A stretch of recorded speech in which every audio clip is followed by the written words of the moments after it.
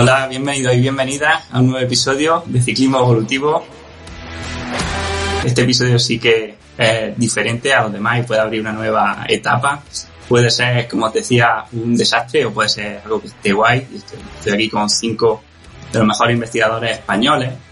A muchos de ellos los hemos tenido en el podcast, a otros no, que ahora los presentaré. Pero bueno, la idea aquí es hacer una especie de mesa redonda entre científicos de una misma área para ver si llegamos a conclusiones o a puntos en común entre las diferentes visiones, ¿no? Las diferentes formas en que interpretamos, pues, por ejemplo, hitos fisiológicos. En el caso de hoy vamos a hablar sobre todo de este segundo umbral, máximo estado estable, potencia crítica, como queramos llamarlo, si es que podemos llamarlo de alguna forma. Entonces, bueno, esto al final es como los debates políticos que vemos en la tele, pero que por lo menos digamos alguna verdad y que la verdad que quede algo interesante. Así que bueno, voy a presentar a los contribuyentes.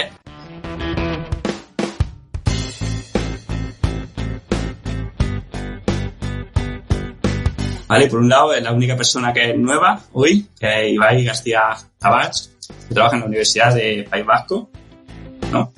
Bueno, Ibai. Muy buenas.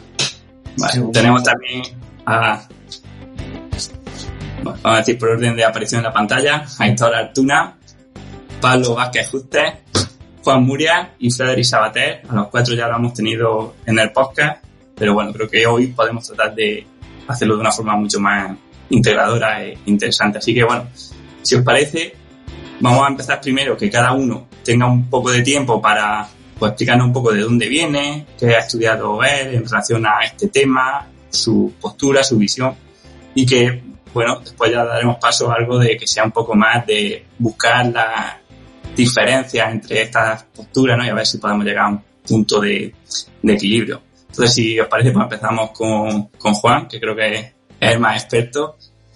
Así que, bueno, Juan, cuéntanos, ¿qué opinión te merece este tema? Bueno, buenas tardes para todo el mundo. Más experto en relación al ciclismo, seguro que no lo soy. Como dije en alguna otra ocasión, vengo del mundo del tenis y terminé trabajando en esta área bastante conectado con mi investigación, pero no por venir del lado del ciclismo. Nada, lo único que voy a decir desde mi postura es que no me interesa tanto determinar ni la potencia crítica ni el máximo estado estable del lactato, sino encontrar el punto lo más cercano posible a lo que diferencia el dominio moderado acá ahora me agarra la crisis lingüística, ¿cómo lo vamos a llamar en castellano? Fuerte, ¿no? ¿Fuerte decimos? ¿Fuerte? Sí, dijisteis vigoroso, dijisteis en algún podcast anterior, si no me equivoco. Pero bueno, digamos vigoroso, fuerte, la transición entre esos, el dominio vigoroso, fuerte al severo, que es importante, y es importante desde mi punto de vista y sobre todo en resultados que estamos viendo cada vez más en trabajos nuestros y de otros, porque definen bastante bien las adaptaciones al ejercicio, entender la carga metabólica, el estrés metabólico, que yo siempre digo, uso la palabra estrés metabólico, no sé si es la mejor, pero la carga metabólica es fundamental. Entonces muchas veces usamos en el laboratorio distintos, o incluso en el campo, distintas formas para tratar de aproximar eso. Pero cualquier modelo que usemos no va a ser perfecto, todos van a tener limitaciones, y en definitiva lo que creo que tratamos de hacer es aproximar lo mejor que podemos esa línea que separa un dominio del otro. Y después podemos hablar si es una línea o si es una franja, etcétera. Pero un poco para matar el debate antes de empezarlo, no tengo preferencia en particular sobre cuál es el modelo. Tengo algunas posturas, pero para mí lo que sí es importante, a veces prometo hablar corto, ya sé que hablo mucho. Lo más importante para mí es olvidarnos a veces del debate de cuál es el mejor modelo y no perder idea que lo que tenemos que entender es cómo prescribir ejercicio mejor y que tenemos que entender dónde está ese límite con el approach que querramos utilizar mientras lo podamos justificar. Bueno, Aitor, ¿quieres decirnos tú? Hola, buenas tardes. Bueno, pues yo coincido bastante con Juan. Yo creo que al final lo más importante de ese segundo umbral es identificar cuando pasamos de un estado estable o de una intensidad en la que es posible conseguir un estado estable fisiológico a una intensidad en la que un estado estable ya no es posible. Y claramente eso tiene repercusiones en cuanto a la fatiga, cambian las causas de la fatiga, cambia cómo podemos sostener esa intensidad y ese ejercicio, y creo que también potencialmente puede cambiar las adaptaciones. Creo que es un área en el que falta aún mucha investigación, ¿no? Sabemos que de un dominio a otro cambia la respuesta fisiológica del momento cuando estamos haciendo ejercicio, pero todavía creo que hay mucho trabajo por hacer para ver si realmente cambian las adaptaciones de uno a otro, y creo que el punto central de ese segundo umbral es eso, separar el dominio fuerte, vigoroso del dominio severo y separar un estado estable fisiológico de un estado no estable. Y como ha dicho Juan, pues tenemos diferentes maneras de calcularlo. Tenemos la potencia crítica, diferentes modelos de potencia crítica, el máximo estado estable lactato e incluso el máximo estado estable de oxígeno, como en un estudio reciente del grupo de investigación de Juan establecieron, ¿no? Pero al final yo creo que todos intentamos buscar lo mismo. ¿Cuál es esa separación de un estado estable fisiológico a una intensidad en la que no es posible conseguir un estado estable?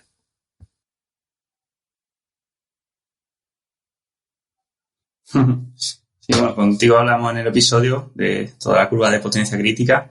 No sé si, por ejemplo, Ibai tiene la misma visión de esto, de cómo podemos medir el umbral, o crees que debemos centrarnos en otros indicadores. Bueno, muy buenas. No sé si presentarlo directamente ya hablar, pero quería agradecer la oportunidad de estar aquí con todos vosotros, tratar de aprender y tratar de aportar algo. Entonces, como nuevo, voy a tratar de añadir una nueva perspectiva a la hora de hablar del segundo umbral, porque parece que solo hay 3 dominios de intensidad, pero en ejercicios que son muy interesantes, tanto para el rendimiento en muchos deportes como para salud, por encima del segundo umbral, que lo trabajamos en formato de serie, también podemos regular la intensidad. Entonces, también en función de la configuración del descanso y de la serie, podríamos también tener unas respuestas metabólicas concretas y definir otra vez los 3 dominios de intensidad a velocidades o potencias por encima de ese umbral. Entonces voy a dejar esto un poco como presentación, y si queréis luego podemos ir indagando en ese segundo umbral medido en cuál de las zonas de entrenamiento. No sé si me he explicado bien, pero procuraré explicar este punto de vista que nosotros trabajamos de esta manera metodológicamente en clínica y en investigación bastante menos. Vale, ahora tendremos que hablarlo porque yo no entiendo a qué te refieres muy bien, entonces creo que ahora lo hablaremos, pero bueno, decía Juan que mataba el debate, pero yo creo que no, hay una postura que creo que puede ser muy, muy interesante, la de Pablo, ¿no? Sobre este tema, y bueno, me gustaría un poco que nos contaras cómo abordáis vosotros, cómo abordas tú este segundo umbral, o si crees que tiene existencia o sentido dentro de la teoría de sistemas complejos.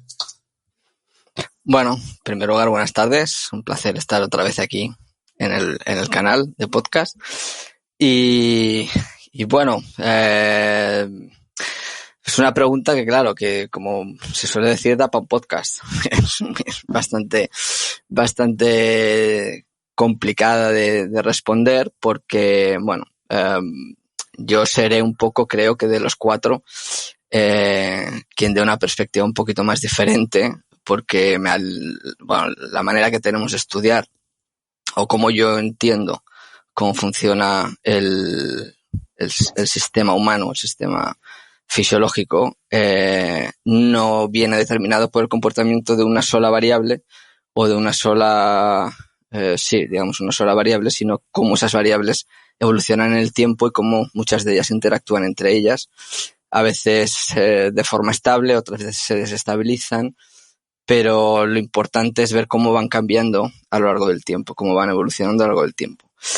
El concepto de segundo umbral, pues quizás para mí, o de estado estable, yo lo definiría de otra manera.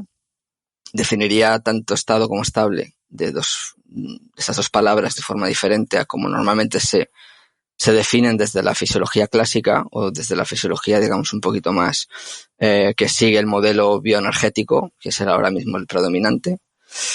Y bueno, un poco nosotros en el grupo lo que vamos viendo es que estas interacciones, sobre todo en estudios de fatiga, pues dan mucha más información a lo largo de cómo funciona el sistema o cómo el individuo responde al ejercicio, que si nos fijamos solo en una o dos variables y las estudiamos de forma separada, aunque luego en los resultados en la discusión se hablen de ellas de forma interconectada o que una es dependiente de la otra, ¿no? Es un poco, esta es la filosofía creo que sería un poco el que tenga una visión más diferente, pero bueno. Bueno, vamos a ver si podemos integrar una cosa con la otra. Y bueno, por último, pero no menos importante, Frederick, la verdad que me interesa saber un poco qué opinas del tema desde tu perspectiva. Pues a ver, yo creo que tengo perspectivas, no sé, creo que un poco mezcladas y que a veces se mezclan un poco también como científico por un lado y como entrenador por otro. Y, o sea, que está el hecho de que una cosa es el hablar en teoría, por ejemplo, de si existe un umbral o no existe un umbral. Y en eso es una cuestión en la que yo creo que estoy, cada vez gracias a tu podcast sobre todo, he mirado más cosas de los sistemas complejos y entonces en relación a lo que decía Pablo, de que no está tan claro que, por ejemplo, un estado estable realmente nunca hay un estado estable si el tiempo es suficientemente largo. Hay ciertas variables que se estabilizan durante un tiempo determinado si mantienes una intensidad, pero eso no significa que todo el organismo entero esté en estado estable.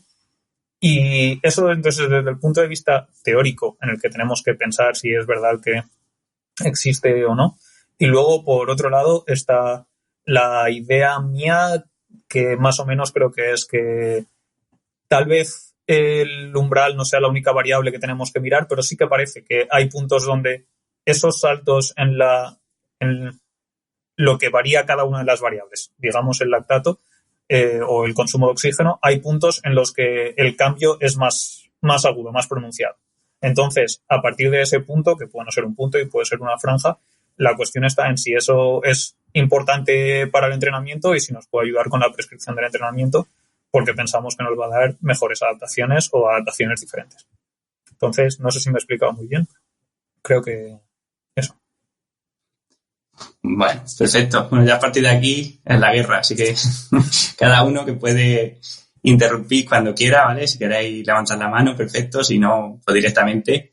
Pero bueno, por ejemplo, empiezo yo para romper el hielo un poco con lo que decía lo último, ¿no? De Cedric. O sea, ¿de verdad hay diferencias o creéis que hay diferencias significativas en la fatiga que acumulamos, por ejemplo, pedaleando 15 vatios por encima o 15 vatios por debajo de umbral respecto a los cambios de esa misma magnitud a otras intensidades? Porque yo, sinceramente, cuando voy entrenando, muchas veces no noto que la fatiga que acumulo un poco por debajo de umbral sea significativamente diferente que si estoy justo a umbral o justo por encima, ¿no? O sea, que al final también me estoy fatigando realmente. O sea, que mi umbral, por ejemplo, sea 300 vatios, cuando voy a 280, ostras, también me deja bastante fatiga, ¿no? Entonces, ¿hasta qué punto podemos decir esto, ¿no? O sea, ¿creéis o pensáis que este umbral de verdad marca diferencia a nivel de ejecución, ¿no? De la fatiga que sufrimos? Yo diría que una cosa importante a clarificar es desmentir un poco la idea originaria de la potencia crítica o el segundo umbral como una intensidad que se puede mantener durante un muy largo tiempo de manera casi perpetua sin fatigarse. Obviamente cualquier intensidad va a llevar a la fatiga, sea cual sea esa intensidad. A 200 vatios una persona se puede fatigar teniendo un umbral de 400 y a 500 también. Creo que lo que es clave con los diferentes dominios de intensidad es que esa fatiga tiene causas diferentes. Por ejemplo, por encima del segundo umbral, parece que son unas causas más relacionadas con factores como el fosfato inorgánico, como depleción de fosfatos de alta energía, y al tener una causa ligeramente diferente, creo que las tácticas para evitar esa fatiga o los métodos que se pueden aplicar para evitar esa fatiga o adaptarse para mejorar la fatigabilidad en esa zona son diferentes. Sin embargo, cuando estamos por debajo del umbral, las causas de esa fatiga son algo diferentes. Entonces yo creo que lo que marca realmente la diferencia no es si hay fatiga o no por encima o por debajo, sino que las causas de esa fatiga pueden ser ligeramente diferentes y por lo tanto la estrategia a llevar para evitar o mejorar la fatigabilidad en una zona u otra puede ser ligeramente diferente.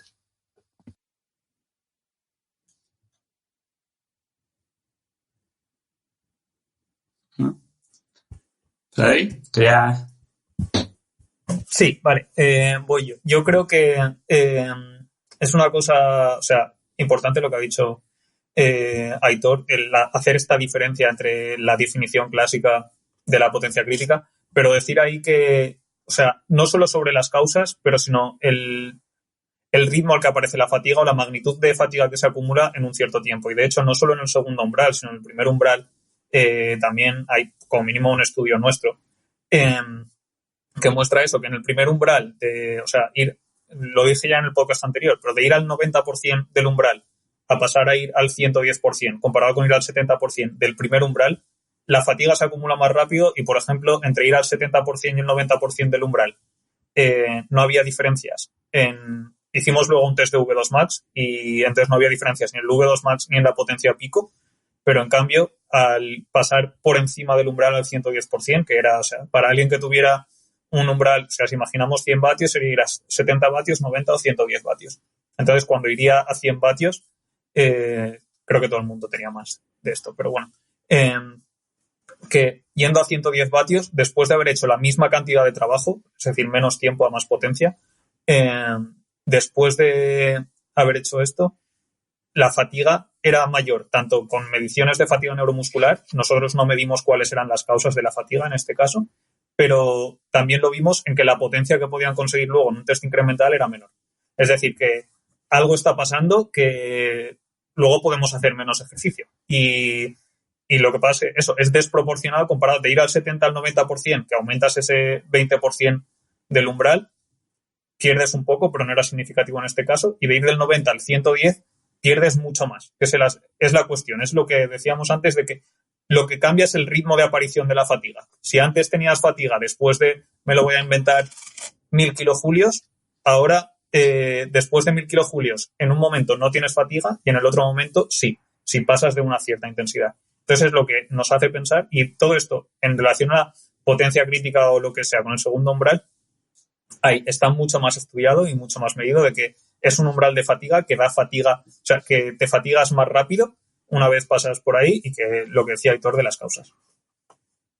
Juan. Que ya me olvidé que quería decir. No, creo que quieran conexión con eso. Digo, hay muchísimos datos que muestran cuando pasás de una zona a la otra, los cambios son desproporcionados. El artículo del que habla Fred está bueno, porque incluso muestra cómo pasando del moderado al vigoroso o pesado, ya se notan las diferencias, y mucho más cuando pasás el segundo umbral. Pero hubo dos cosas interesantes que se dijeron antes. Uno, lo que decía Ibai con respecto, pero ya es otro tema casi, es decir, bueno, una vez que entramos al severo, también hay distintas formas de entrenar ahí, de hacer cosas ahí. Pero la otra cosa que me gustó escuchar es lo que decía Pablo, que él dice, bueno, yo creo que voy a hablar algo distinto acá.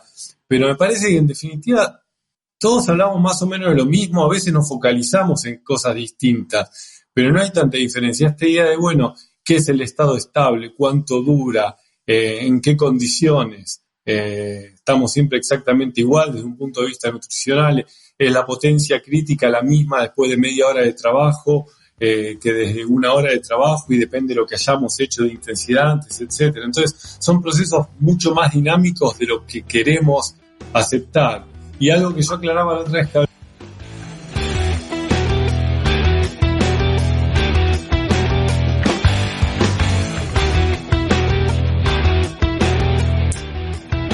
parece que se ha ido. En Argentina no sé qué pasa desde el Mundial, que a toda la gente se está yendo a internet. Será la emoción. Bueno, si quieres puedo recoger un poco el testigo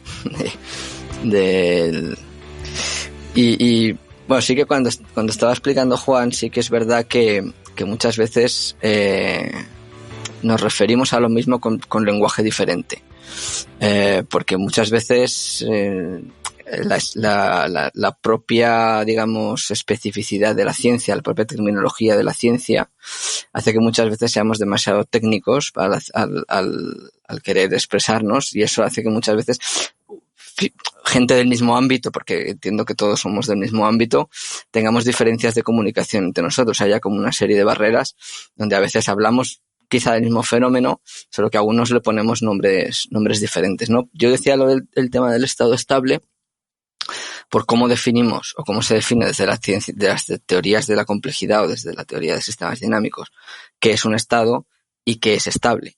Un estado significa donde tú, bajo una serie de parámetros que están fijos, perturbas un sistema y esa perturbación genera un cambio en el comportamiento de la variable o del sistema que tú quieras analizar, pero enseguida que esa perturbación cesa, el sistema vuelve otra vez a su mínimo, a su estado mínimo, de mínimo consumo de energía. Entonces, claro, es estable, ¿por qué? Porque tú perturbas, pero aquello no sale de esa zona de confort, digamos, ¿no? Para que nos entendamos. Entonces, si tú a una carga, o tú colocas una carga que siempre se mantiene igual durante un cierto periodo de tiempo y no generas un cambio cualitativo, siempre va a ser estable. Por definición, siempre vas a mantenerlo estable. En el momento en que tú vas a subir esa carga, va a llegar un momento en que se van a necesitar otras herramientas para mantener esa intensidad. Si tú tienes la intención de hacerlo, porque si no tienes la intención de hacerlo, obviamente vas a cancelar el ejercicio. Y eso lo hemos visto muchísimas veces. Hay mucha gente que rinde más por encima de lo que puede en momentos de motivación y de tensión, en lugar de venirse abajo. Y otros cancelan, simplemente porque perciben que esa carga no pueden y cancelan. Entonces, esa zona inestable es muchas veces la que a nosotros nos interesa entender, porque esa zona inestable, dependiendo de dónde pongas la lupa, sí que la puedes encontrar en los diferentes dominios. Entonces, yo creo que al final sí que estamos hablando de cosas muy similares, pero nosotros, por ejemplo, o usando un lenguaje diferente, pero nosotros no dividimos tan descriptivamente esas tres zonas, ¿no? Para nosotros es más como un continuo dentro de una serie temporal. Exactamente. Para vosotros sería no hablaré de este segundo umbral, sino el punto donde el único punto es el punto donde tenemos que bajar el ritmo, ¿no? Donde aparece la fatiga y o bajamos el ritmo o paramos.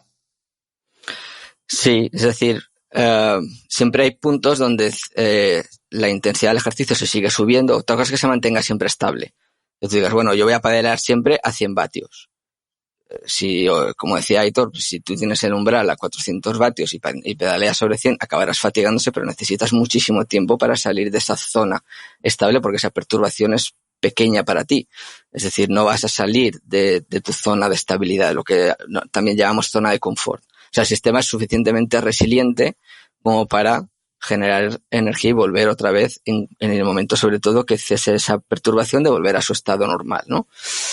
Pero sí que es verdad que conforme tú vas aumentando la intensidad, cada vez esas sinergias que produce el cuerpo, que al final son configuraciones, son formas en las que se producen diferentes interacciones, cada vez a escalas mayores, es decir, aglutinando cada vez sistemas mayores que incluso llegan a involucrar a órganos mucho más potentes, ¿no? que solo las fibras musculares. Claro, llega un punto en el que ya no es suficiente, necesitas generar otras cosas. Entonces es ahí cuando puede aparecer la producción de lactato, porque quizá unos puntos por debajo, si cesase el ejercicio, tú volverías a tu estado normal sin que la curva del lactato se te disparara, pero si sigues aumentando un poquito la intensidad, en ese momento hay un cambio brusco, hay un cambio de comportamiento, lo que llamamos una transición, en la cual esa variable en concreto se dispara de esa manera. Pero no quiere decir que lo puedas compensar con otras cosas y que solo tengas que fijarte en esa. No sé si me estoy explicando. Pero básicamente la idea sería esta, que en lugar de ser estas zonas donde, bueno, que es una de las cosas que a veces hemos comentado contigo, Manu, de que me gustó de la entrevista de Freddy y de Juan, donde no realmente no hay un punto en el cual a partir de este punto ya se comporta así, de este punto que dice que estás por debajo, sino que hay más o menos es una zona, y esa zona a veces es una transición en la cual, bueno, pues si la carga va subiendo, otra cosa es que la carga no suba, que eso es diferente. Pues si la carga va subiendo, pues entonces sí que se necesitan otras estructuras. Y que ya repito, que al final, en las pruebas que nosotros hicimos, por ejemplo, de fatiga, con el ángulo del codo, donde no medíamos el lactato ni medíamos nada, sino que simplemente medíamos la variación angular del codo, o sea, una variable cinemática, la gente que estaba muy motivada es la que tiraba mucho más, incluso superando el tiempo que había hecho en los test anteriores. O sea, es gente que estaba muy motivada, que estaba rindiendo lo que se suele decir por encima del umbral. Pero eso es porque el organismo busca al final estas sinergias para intentar sobrevivir hasta que llega un punto crítico donde se produce un pequeño cambio en el cual el sistema necesita obligatoriamente irse a una situación de mínimo consumo, que es el reposo. Porque ese incremento podría llevarte a una lesión, o ese incremento podría, en el caso muy extremo, ser no compatible con la vida, ¿no?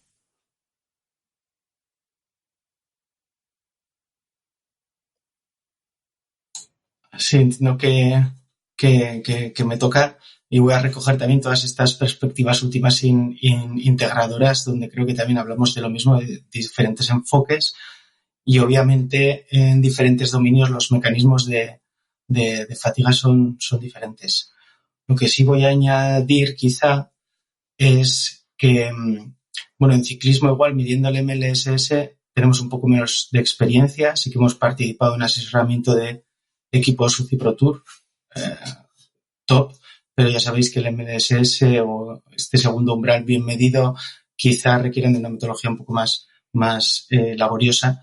Pero, por ejemplo, en corredores que hemos trabajado mucho más, el hacerles correr 0,2 kilómetros por encima del MLSS medido con precisión se ve claramente que ellos ya empiezan a correr de una manera diferente, te empiezan a decir que están incómodos, que hoy no es su día. Entonces, creo que sí, que hay una diferencia bastante clara, no exactamente un punto, pero creo que hay una diferencia bastante clara. Y por añadir, que Juan decía que quizá estábamos hablando de cosas diferentes al entrenar por encima del segundo umbral. Quizás sí, porque las vías metabólicas que activamos son diferentes, el tipo de fibras musculares son diferentes, pero en ese trabajo, si nosotros, y recojo también que ha dicho Juan al principio de todo el podcast, donde ellos, su objetivo es principalmente pautar o recomendar o prescribir ejercicio de precisión. El nuestro es el mismo, independientemente de la metodología que utilicemos, porque en servicios de consultoría profesionales utilizamos métodos diversos para lo mismo. Pero desde el punto de vista de la estabilidad, que es el que mejor nos ha funcionado, el que más práctico lo vemos, desde el punto de la estabilidad, nosotros pautamos entrenamiento de igual manera por encima del segundo umbral que por debajo del segundo umbral. Y me atrevería a decir que haríamos también otro tipo de trabajo, que esto lo podemos hablar luego. Diferenciamos también un tipo de trabajo de por encima del segundo umbral hasta 120% o algo así, hablando en corredores andando hasta la velocidad aeróbica máxima, que ya sé que es un concepto que igual aquí no gusta mucho, pero con ciertos matices igual sí que nos podría gustar un poco más, pero ahí hacemos un tipo de trabajo y por encima de esa velocidad hacemos otro tipo de trabajo buscando la estabilidad también y volvemos a definir las intensidades. Y tratando de explicarlo un poco mejor, que os he escuchado en algún podcast anterior donde igual habláis de 5 o 6 zonas, Z1, Z2, Z3, y a partir del segundo umbral o esa zona de series Z4, pues nosotros ahí hacemos otra vez 5 zonas, y esa Z5 o por encima de esa velocidad aeróbica máxima volvemos a hacer otras 5 zonas, porque si regulamos bien el descanso podemos tener una respuesta de lactato en valores de reposo, por ejemplo. Y creo que aún no me he explicado del todo bien, pero lo voy a dejar para indagar más adelante.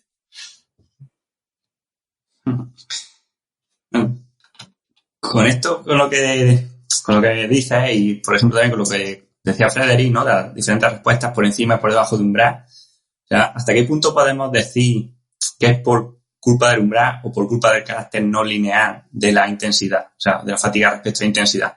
Quiero decir, pasar de 70 a 90, por ejemplo, por ciento de umbral, no es un cambio tan brusco como de 90 a 100, ¿no? Si estamos hablando de que la fatiga y la intensidad fuesen no lineales, ¿no? Seguramente, pues pasar de 90 a 100 es más duro que pasar de 70 a 90, y si pasásemos de 110 a 130 sería todavía más duro, ¿no? Pablo, por ejemplo. Sí, bueno, yo quería, un poco en la línea de lo que ha comentado Ibai, que nosotros, por ejemplo, en el artículo o en los experimentos que hicimos con el ángulo del codo, nosotros siempre cuando explicamos ese experimento siempre ponemos vídeos de la gente que participaba en el estudio, porque realmente cuando tú vas muy fatigado, cuando estás ya en el límite, muy límite, nosotros lo que veíamos es que para mantener el ángulo del codo la gente movía todo el cuerpo. O sea, al final había de recolocarse encima de la silla de press de banca, del curl de bíceps, perdón, para poder mantener esos 90 grados que les pedíamos, y al final acaban con la barra así un poco torcida, parecían sacados de alguna película de estas de zombies, y claro, es un momento donde implica todo el cuerpo, es decir, las sinergias que se han generado principalmente a nivel muscular ya están gobernando estructuras mucho más importantes que involucran a todo el cuerpo. Pero llega un momento que ya no se puede mantener más y por lo tanto es necesaria esa cancelación de ejercicio. Por lo tanto, es normal que cuando vemos a un deportista, por ejemplo, que está en su máximo, corredores que cambian su técnica, que no corren igual en los entrenamientos que cuando están durante la competición, gente que modifica su gesto técnico, entonces el entrenador muchas veces le intenta corregir, sobre todo para evitar lesión, etcétera, etcétera. Pero es un producto de que la intensidad es tan alta que al final tienes que involucrar tantas estructuras corporales que te hacen modificar la técnica, digamos, entre comillas, ideal. Esto es lo que quería un poco aportar. Sí, gracias. Era exactamente, lo has explicado mejor que yo, pero era exactamente lo que decía cuando hablaba de que al verlos correr 0,2 kilómetros por encima de su MLSS durante 25 minutos, 30 minutos, pues se les notaba técnicamente ese tipo de diferencias. Y 0,2, estoy hablando de corredores con una media de MLSS de 16 kilómetros por hora o 16,5. Gracias. Juan. Sí, Juan. Bueno, no, bueno, espero que no se me corte esta vez. Creo que algo que se cortó cuando estaba tratando de decir algo que para mí es importante también es diferenciar. Yo le doy mucho valor a entender la carga metabólica en gente que ejercita 3 veces por semana, donde podemos controlar el estímulo, pero creo que el control del estímulo con precisión es mucho más importante. Con deportistas entrenados o gente que tiene más práctica, hay una cuestión de percepción y entendimiento del esfuerzo que es distinta y funciona de una manera distinta. Y después también los ejemplos que están dando ahora de situaciones más extremas o duraciones largas, sí, se van produciendo cambios, adaptaciones, modificaciones que la gente hace o el deportista hace para poder mantenerse en determinado nivel de estrés o lo que fuera. Entonces, es muy complejo el tema. Cuando yo decía el comentario sobre el dominio severo, Ibai, no era como diciendo, bueno, es menos importante. Es de una complejidad enorme y es tan importante. Pero digo, bueno, si nos metemos en eso también podemos hablar horas y horas, incluso dentro del vigoroso, podemos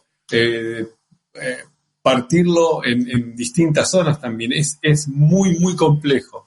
Pero digo, algunas de las cosas que describen ustedes creo que aplican mucho más a duraciones largas, en donde estamos llevando a alguien casi al extremo de la tolerancia, con a veces lo que hablo yo, que es decir, bueno, hay gente que ejercita 3 veces por semana. ¿Notamos diferencias de las adaptaciones o no? Si podemos controlar la perturbación, el estrés metabólico que ponemos. Y la respuesta es que sí, porque lo vemos con resultados que esperemos publicar pronto. Pero también, esto es la complejidad del tema. Digo, bueno, ¿en qué condiciones y para quién estamos hablando de qué tan importante es esto o qué tan dinámico es el proceso? Porque yo hablo de gente que en general entrenamos 3 veces por semana, 30 a 45 minutos. Entonces eso también cambia la perspectiva de la charla.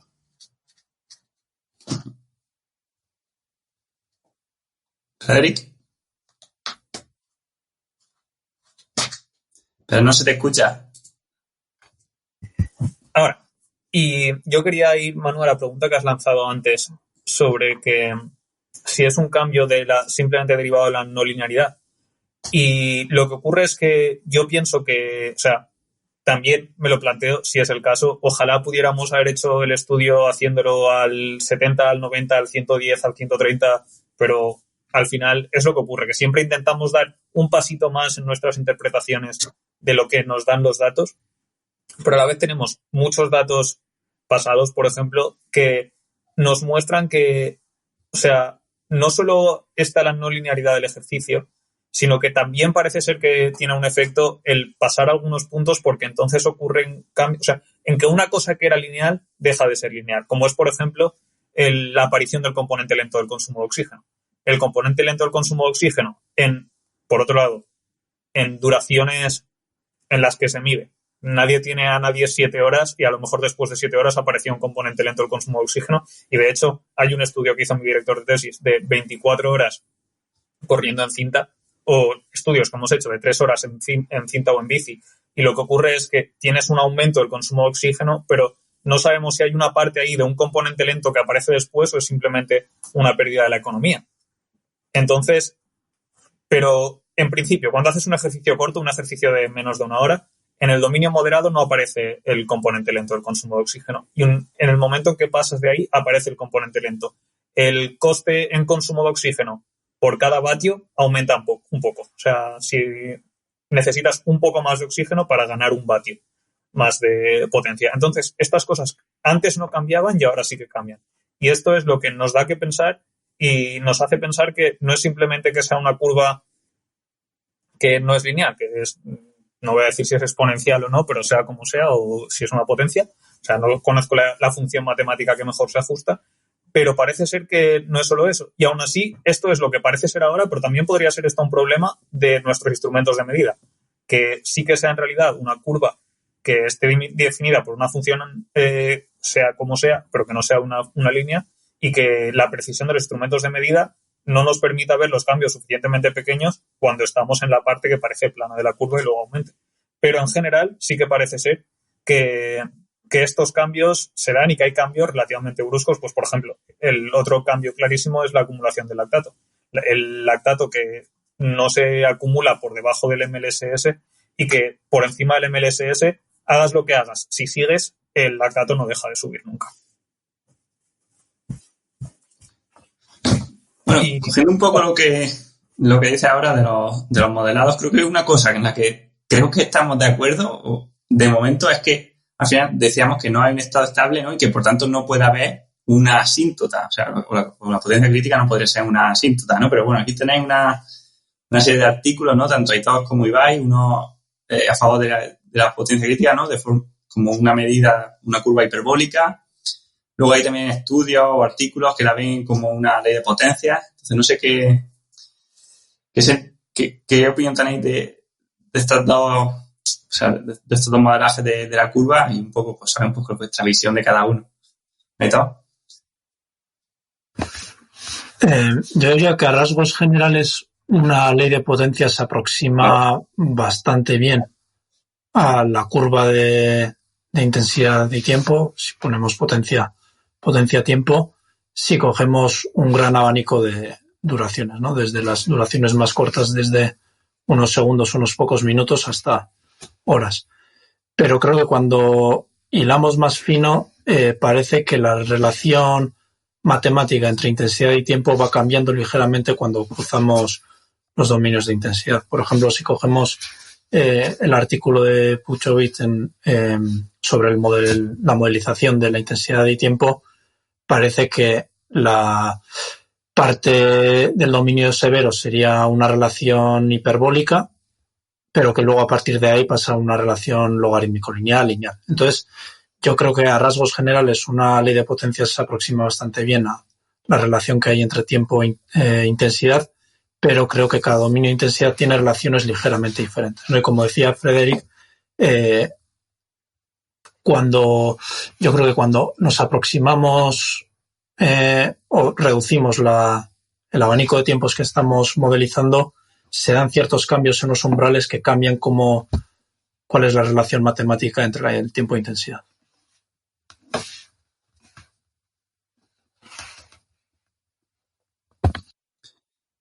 Hay un gráfico que además me pasó Frédéric, ¿no? Que era...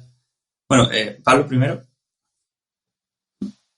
Bueno, sí, simplemente que es normal, ¿no? O sea, que se dé esta ley de potencia muchas veces porque al final otros trabajos que se han hecho utilizando leyes de potencia, por ejemplo, con textos o con documentos escritos, realmente durante un discurso, o sea, ahora podríamos tener aquí gente que esté grabando este capítulo y empezar a sacar toda la ley de potencia de las palabras que utilizamos.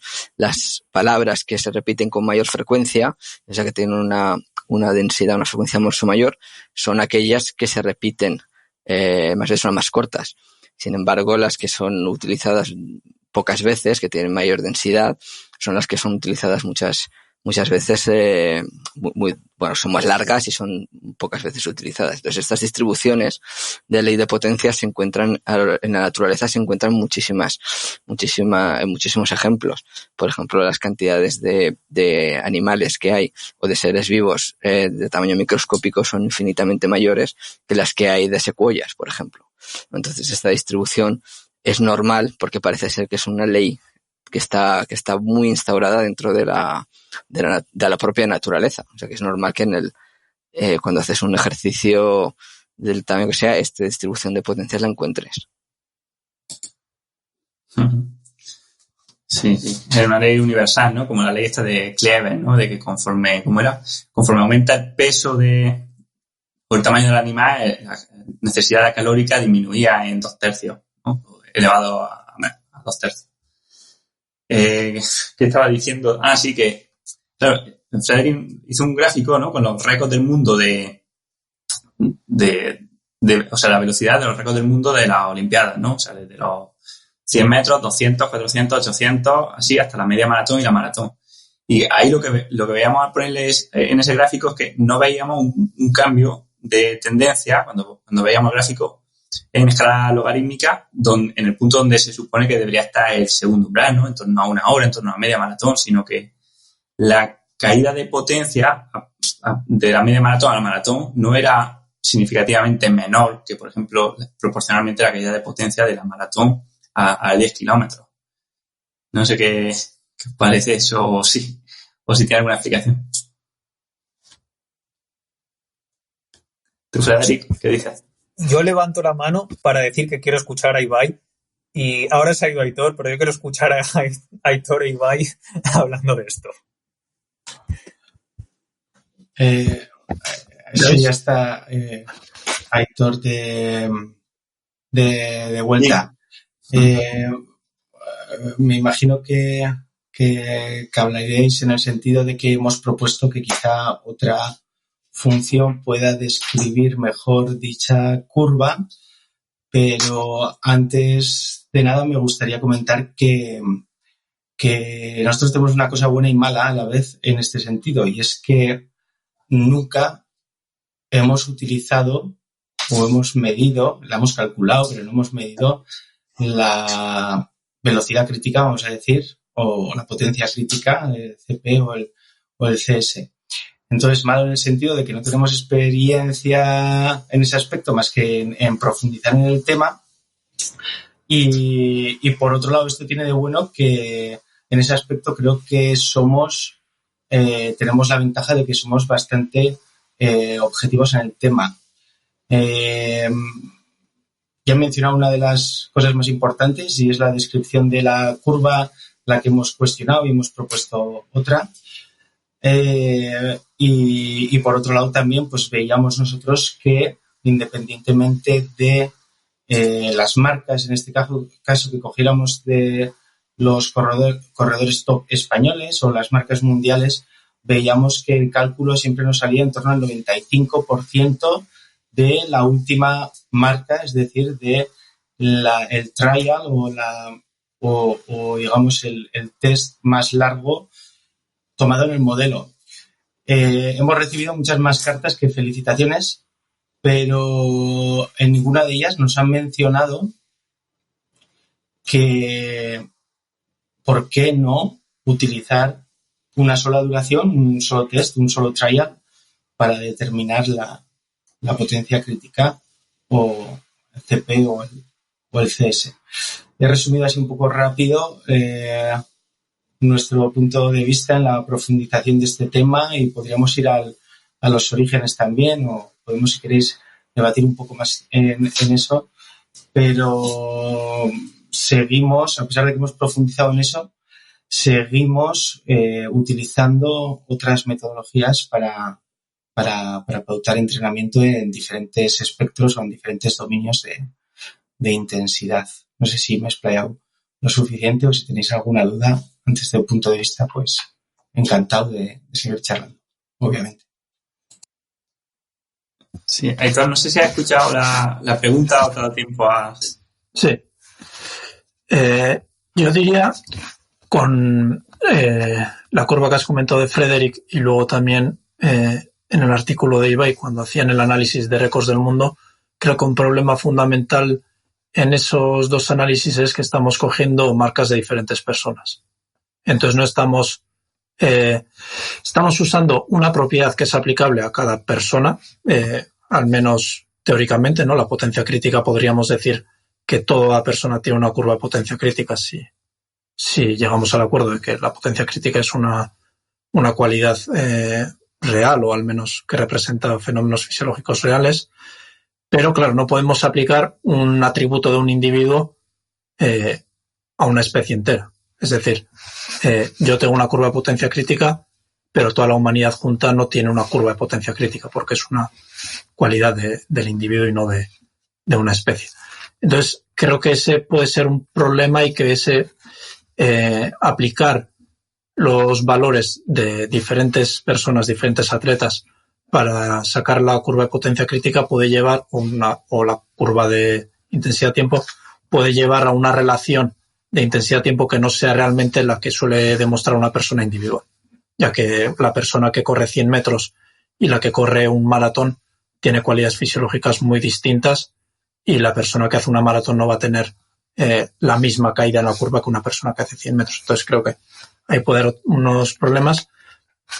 Y luego, con lo que ha dicho Ibai de por qué no usar solo la duración más larga y aplicar el 95%, creo que el modelo de potencia crítica, estando de acuerdo o no, él mismo lo explica y cuando se aplica a diferentes personas se explica por valores diferentes de W'. ¿No? Podemos tener dos personas que tengan la misma potencia en 15, 12 o cualquier minuto o cualquier duración que escojamos, pero tengan potencias muy diferentes a intensidades más altas o duraciones más cortas.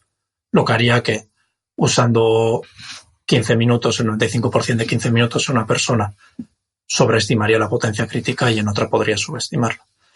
Y para finalizar, quería decir que el problema o uno de los problemas que yo creo que era también importante en el artículo de Ibai es que al final la potencia crítica funciona dentro de los parámetros que hemos estudiado y hemos visto que funciona. Es decir, si cogemos la potencia crítica y aplicamos el modelo a dominios que no son el dominio de intensidad severo, no nos está dando ninguna información sobre el segundo umbral, nos está dando una información matemática que no refleja nada realmente fisiológico como el segundo umbral. Entonces yo creo que al final los datos que tenemos, la evidencia que tenemos hasta el día de hoy es que cuando usamos esfuerzos máximos para estimar la potencia crítica en el dominio severo de intensidad, obtenemos una estimación bastante buena, si no de las mejores, del segundo umbral. Y que cuando no aplicamos esfuerzos máximos dentro del dominio severo, no conseguimos esa buena estimación de segundo umbral. Entonces esas serían para mí la razón por la que escogemos esas duraciones y por qué no usamos solo una duración y el 95% de esa duración, como lo haría, por ejemplo, el FTP, claramente, ¿no? Y hay artículos que muestran cómo el FTP y la potencia crítica no coinciden porque hay cada persona tiene valores de W' ligeramente diferentes.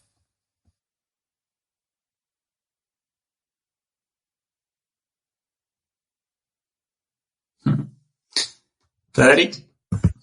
Yo quería comentar ahora un poco sobre el aspecto práctico de esto, tanto de lo que han dicho Ibai como de lo que ha dicho Aitor. Yo creo que en la práctica la potencia crítica o la velocidad crítica en este caso tiene una gran ventaja respecto a un test en el que solo tomes una duración, porque es que lo que ocurre es que si tú haces un test de una sola duración te da solo un punto. Pero si tú tomas un test de como mínimo 2 duraciones y luego matemáticamente si tienes 3 o 4 es mejor. Pero digamos que solamente tienes 2 y que en teoría estuvieras seguro de que están bien hechos y que son máximos, lo bueno que tienes es que te da la relación entre esos dos. Entonces si tú tienes tu test de tu potencia de, no lo sé, de 3 minutos y tu potencia de 15 minutos, o sea, lo podemos ver como potencia crítica o lo podemos ver de una forma distinta. Lo interesante es que te da información sobre la curva y por tanto sobre todos los puntos que hay en medio. Entonces, tú podrías tener 2 personas que tienen la misma potencia en 6 minutos, digamos, que sean, no sé, 400 vatios en 6 minutos, pero que una en 12 minutos tenga, me lo voy a inventar, 370 y otro 350. Y mientras tanto, la que tiene menos vatios en 12 minutos tendría más vatios en 3 minutos y la que tiene más vatios en lo largo tendría menos en lo corto. Entonces, te da una información de cuando se aumenta la duración, a qué ritmo se pierde, quién pierde más potencia, que es lo que nos da muchas veces la información que en atletismo muchas veces está muy claro porque especialmente en medio fondo es factible tener a alguien que haga, especialmente en categorías menores, alguien que corra un 800, un 1500 y un 3000. Y hay gente que es mejor en 1500, gente que es mejor en 800 y gente que es mejor en 3000. Y ahí puedes tener un corredor de 800 y uno de 3000 que los dos hagan la misma marca en 1500. Pero el especialista de 3000 corre más rápido el 3000, es decir, pierde menos velocidad del 1500 al 3000, y el especialista de 800 corre más rápido el 800, es decir, gana más velocidad del 1500 al 3000. Entonces, al tener 2 puntos en la curva en lugar de un solo punto, yo no sé ya realmente si esto nos da información sobre el umbral o no, que en teoría Aitor me dirá que sí, tal vez Ibai me diga que no, pero que nos da una información de qué es lo que está ocurriendo en el dominio severo y de cuál es un poco el perfil, que es las tablas de Kogan en ciclismo de toda la vida. En la clásica tabla de Kogan que te ponía la potencia, creo que era sería 5 segundos, 1 minuto, 5 minutos y 20 minutos, tienes un perfil plano, que eres igual de bueno en una línea o eres más bueno en el sprint y peor en lo otro, y entonces te da esa información al tener esos varios puntos, que te da información, o sea, te da información de que puedes interpolar, por ejemplo, cuál es tu potencia a 8 minutos. Entonces, a la hora de prescribir el ejercicio en el dominio severo, yo considero que esto es interesante, y luego está lo de la recuperación de W' y estas cosas que son, otras cosas que mirar que también son interesantes al respecto. Pero la parte más interesante para mí muchas veces de esto no es tanto me da realmente una buena indicación de si es el umbral o no. Personalmente yo cuando lo uso saco la medición de potencia crítica igual con el test más largo de 15 minutos y si es corriendo lo hago por distancia, así que puede salir cualquier cosa entre a lo mejor 11 y 14 o 15 minutos. Y luego, básicamente, le quito un poco para tener mi rango de umbral, para tener lo que sería el clásico MLSS, lo que se puede hacer para todo lo que quieras. Igual cojo un 95% de ese número y ese 100% de la potencia crítica o velocidad crítica que he medido, que me daría el número de esta es la velocidad crítica. Y tengo la sensación de con eso más o menos, y esto es mi sensación, esto no es una medida científica en absoluto, pero con eso más o menos capturo esa zona de transición entre lo que uno llamaría el MLSS y otro llamaría la potencia crítica, que muchas veces queda a una intensidad un poco más alta.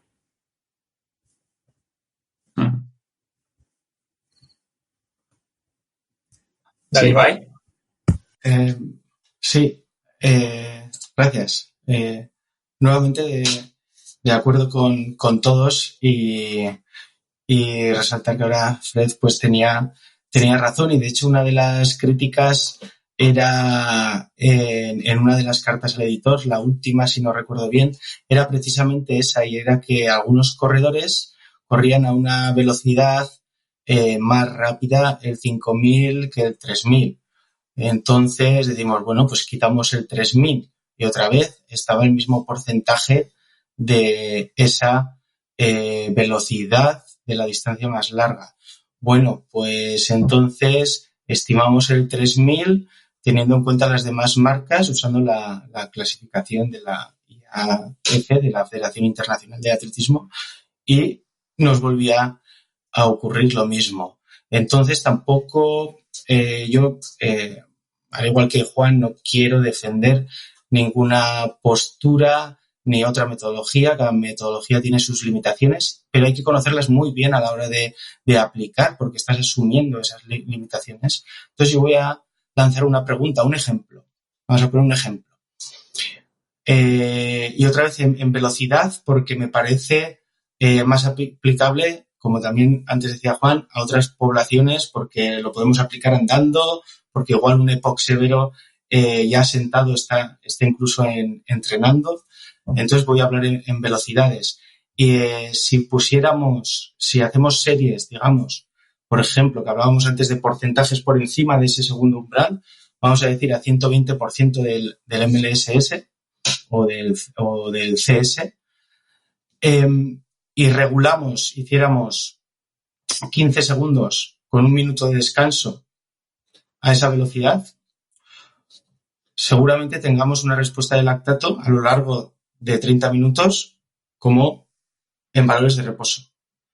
Si subo a 30 segundos la serie y un minuto de descanso, tendría el lactato, subiría por encima de valores de reposo. Es decir, ya hemos pasado ese umbral, que el primer umbral, digamos, ¿no? Y estamos dentro de los dos umbrales. Si subimos la serie a un minuto, hacemos un minuto con uno de descanso al 120% del umbral, probablemente, bastante seguro, que el lactato estaría muy cerca de esa máxima estabilidad de lactato para ese entrenamiento o esa configuración de series. Entonces, en ese entrenamiento lo que vemos es que vuelve a haber dos umbrales. A partir del segundo, si ya subo a 1 minuto y 15 segundos con uno de descanso, probablemente no acabe los 30 minutos de entrenamiento. Entonces, nosotros esto lo sabemos hacer con el MLSS y aún no lo sabemos hacer con el CS o con el CP. Entonces, seguimos viendo una mayor aplicabilidad utilizando en este sentido el concepto de la estabilidad. Y no sé si he girado excesivamente el debate, pero ya veis que no quiero tratar de defender ninguna postura, sino que arrimarnos a una cosa práctica que podamos utilizar con un poquito más de precisión. Juan. Sí, yo iba a decir otra cosa, pero en función de este último comentario de Ibai, lo que pensaba es que, sobre todo cuando entras en esas duraciones más largas, supongo que 1 minuto 15 con 1 minuto de pausa, y que te vas acercando al severo, en ese sentido quizá el modelo de la de la potencia, la velocidad crítica, ayude, porque se puede entender el W prime un poquito mejor, y cuánto hay de capacidad anaeróbica va a determinar también el impacto que tenga la duración más larga con la misma pausa. Entonces digo, de nuevo, cada modelo ofrece cosas a favor y cosas en contra. Creo que quería volver un poco al principio reconsiderar la forma de presentarlo. A mí lo que me cansa mucho de este tema es que estamos todos buscando lo mismo, que es prescribir el ejercicio mejor, y todos creo que de una forma u otra consideramos que están estas cuestiones de, bueno, estos límites que determinan cambios. Pablo un poquito más pensando, bueno, son variables, es un sistema más multicomponente, integrado, con lo que también estoy de acuerdo. Pero lo que hay mucho en la literatura, y pasa mucho, nos pasa como autores, creo, recibiendo feedback, es esta postura de este es el modelo. Y si no usas este modelo, hiciste lo equivocado. Y pasa desde los que defienden un modelo hasta los que defienden otro. Y creo que eso es lo que hay que terminar, porque cada modelo tiene cosas a favor y cosas en contra. Pero en definitiva, todos estamos buscando lo mismo para mejorar la calidad de la prescripción del ejercicio. Cuando alguna gente defiende el modelo de la potencia crítica y la velocidad crítica, tiene limitaciones clarísimas. Depende la duración, depende la cantidad que pongas de muestras, depende. Hemos mostrado en estudios, haces una hiperbólica contra un 3-minute all-out test y los dos te dan la potencia crítica, los dos te dan el mismo promedio, pero hay 30 o 40 watts de diferencia en la misma persona. Entonces, ¿cuál es la potencia crítica? Cada modelo, no definiste la intensidad crítica, te aproximaste a la intensidad crítica a través del modelo crítica, de la potencia crítica o del MLCs o del que sea. Usamos distintos approaches para tratar de determinar esa intensidad. Todos tienen las limitaciones, lo que decía Ibai, tenemos que conocerlas, tenemos que aceptarlas y después convivir con ellas. Lo que sí me parece muy cansador y que no ayuda a que hagamos mejor nuestro trabajo es esta necesidad que no sé de dónde sale, de decir, tengo razón, el modelo que uso yo es el correcto. Cualquiera de los modelos tiene limitaciones. Estoy demasiado filosófico hoy, pero bueno, es la emoción del triunfo argentino. Todo para pensar así. Pablo. Sí, yo un poco, bueno, yo estoy muy de acuerdo con lo que dice Juan, porque al final, claro, decir, cada uno barre para su casa, eso está claro. O sea, al final cada uno defiende una postura, un modelo en la que cree, pero que realmente si quitáramos estas barreras y abordáramos el problema en función a cómo tenemos que realizar la prescripción del ejercicio, si tenemos realmente que realizar esa prescripción, es decir, esto ya también daría para otro debate, pero al final es lo que decíamos al principio, hablamos de lo mismo, o muchas veces buscamos lo mismo, pero utilizamos un lenguaje diferente. Y este lenguaje a veces es el que nos pone estas barreras para que, bueno, pues un psicólogo no se pueda entender con un licenciado de educación física, un médico no se entienda con el propio fisiólogo, el nutricionista pues utilizará también su jerga. Al final es verdad que sí que es verdad que buscamos todo lo mismo, pero que haya unas limitaciones, etcétera, de modelo, pues bueno, sí, está bien conocerlas, pero que al final vamos todos remando, creo que vamos remando todos en la misma dirección.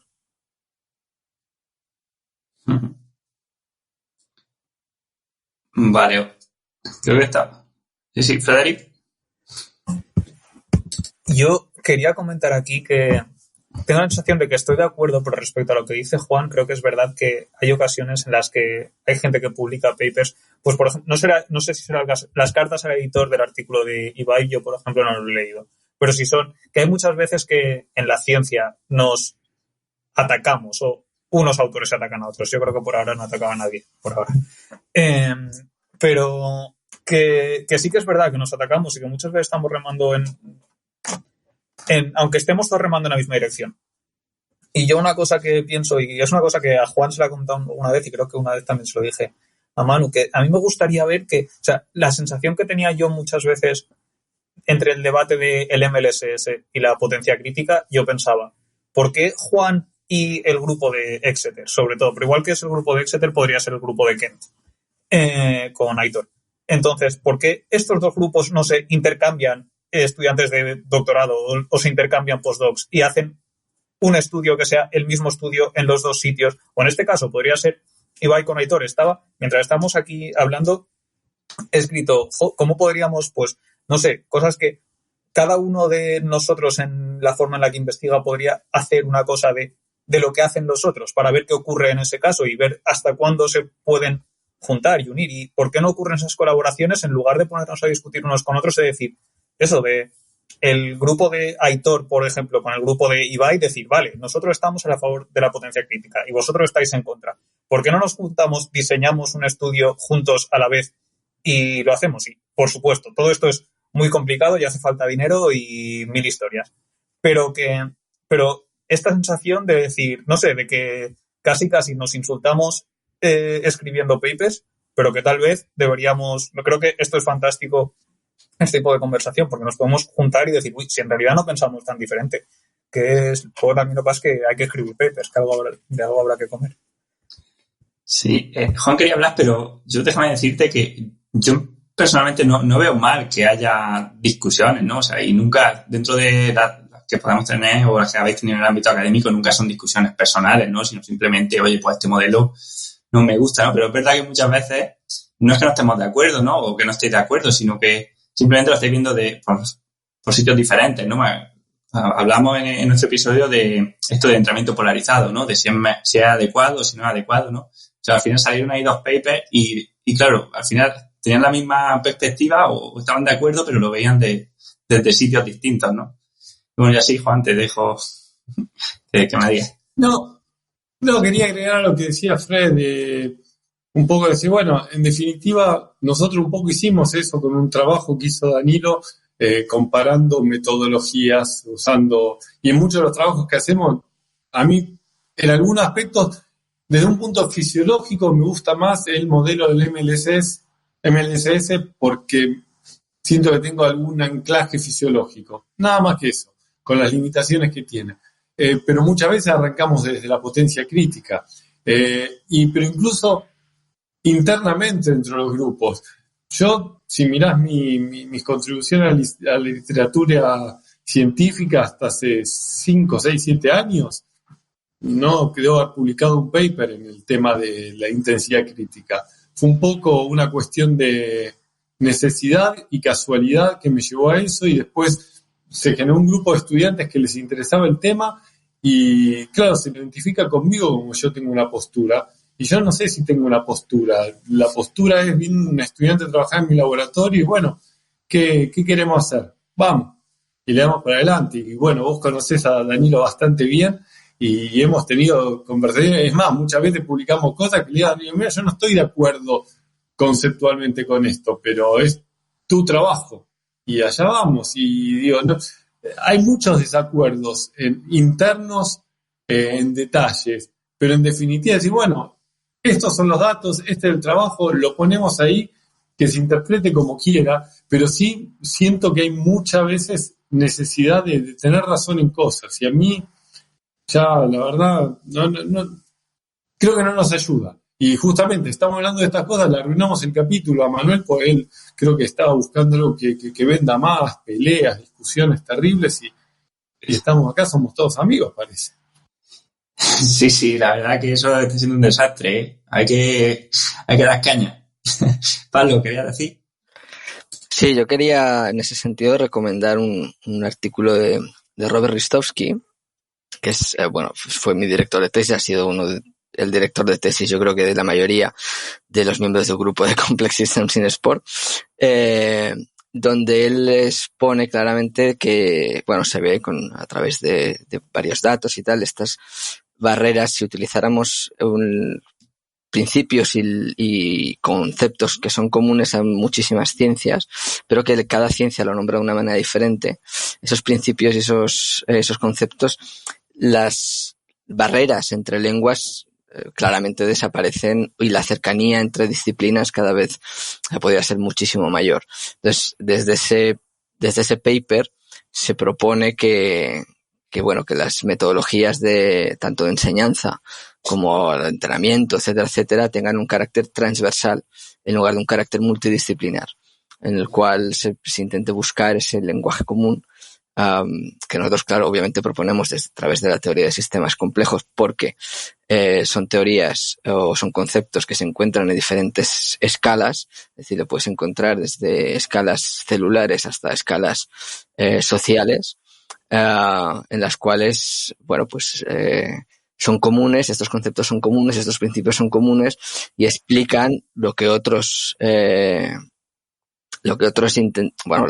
ciencias intentan explicar a través de su lenguaje propio, técnico, etcétera, ¿no? Entonces yo si no os importa os lo compartiré, este artículo, para que le echéis un ojo y bueno, a mí me parece uno de los artículos más interesantes y que viene a pie a esto de que estamos todos aquí. Es verdad que habrá que meterse un poco de caña, porque al final parece que nos vayamos a ir a tomar unas copas, unas cervezas ahora cuando acabemos, ¿no? No, sí, esto no vende. Bien, ¿queréis aportar alguna opinión más sobre el tema, sobre lo siguiente, o pasamos ya, por ejemplo, a solucionar otros temas? A mí, si me dejas, Manu, brevemente también quería hacer hincapié en esa necesidad que a nosotros y otros investigadores, como le ha ocurrido a Juan, nos ha ocurrido, ¿no? El otro día recibí un correo también de otro investigador que trabaja en Canadá, Rafi Dotan, y a él también le surgió esa necesidad cuando comentó algo sobre la potencia crítica en 2014. A nosotros nos ocurrió lo mismo en el 2019 y de repente tuvimos una necesidad, o bien la medíamos o bien alzábamos un poco la voz, ¿no? Porque, por ejemplo, hay aparatos como, me imagino que conoceréis, pues cualquier podómetro, el Stride mismo, que te marca la potencia crítica, pero no sabes muy bien qué es, cómo lo ha medido, cuál es el algoritmo, y entonces nos surgió un poco la necesidad de conocer qué era eso y de compartir con todos a través de un artículo lo que habíamos visto en nuestros análisis internos. Un poco para cerrar. Gracias. Sí, agrego una cosita. A veces parece tonto esto, pero hay como una desconexión con las otras personas, con los otros humanos, ¿no? Y recibimos comentarios o la gente escribe en Twitter, en todos lados, y a veces es una crueldad. Y estamos todos hablando de lo mismo. Hace falta llegar a este nivel de intensidad de debate por quién tiene razón sobre algunas cosas, y se hace un poco pesado. Y voy a hacer un comentario, capaz de terminar siendo... le pone un poco de sal a la historia, pero después tiro el nombre. Pero una vez me pasan un video de alguien hablando en YouTube. Yo no tenía idea quién era, nunca lo había escuchado hablar, así que no conocía la voz. Y estaba hablando sobre cómo determinar las intensidades críticas de ejercicio. Y no pude identificar quién era el que hablaba. Entonces le mando un email a la persona que me mandó el video y digo, no sé quién es esta persona, pero evidentemente sabe mucho del tema. Y sí, pasa un poco más de este lado, pero presenta el otro muy bien, alguien que sabía mucho. Y después me dice, pero no miraste el video abajo que estaba el nombre. Soy bastante malo con esta cosa.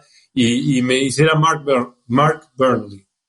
Y supuestamente hablamos de cosas totalmente distintas a nosotros.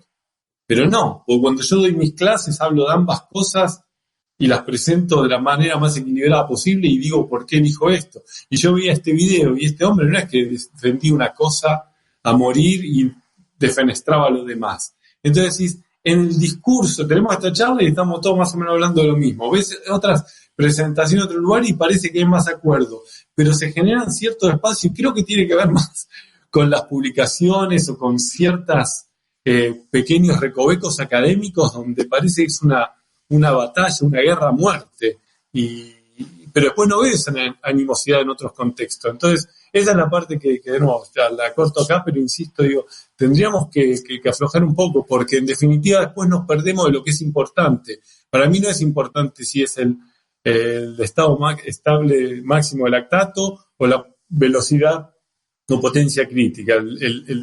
para mí, para mi gusto, es cómo prescribimos mejor el ejercicio.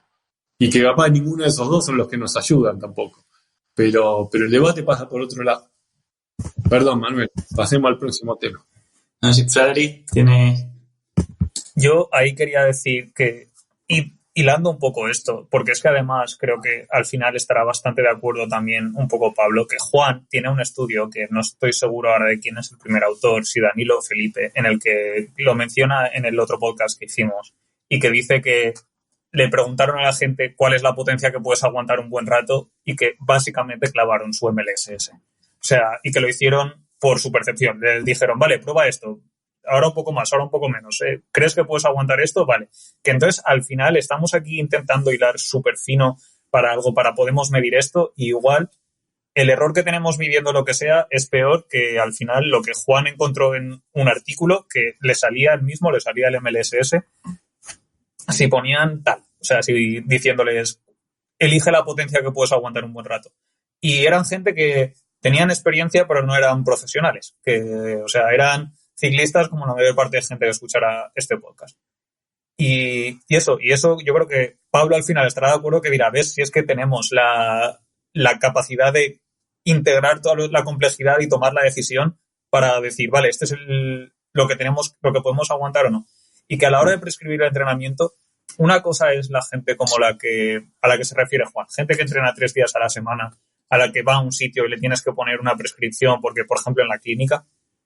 Pero otra muy diferente es un deportista con el cual yo creo que todo esto son puntos de anclaje iniciales con el que tú haces una medida muchas veces y dices, vale, a partir de aquí vamos. Y a partir de ahí lo vas en el entrenamiento, tú todos los días vas a ir y dices, uy, pues te he medido esto, pero no me acabas el entrenamiento que deberías poder acabar a lo que yo considero el umbral.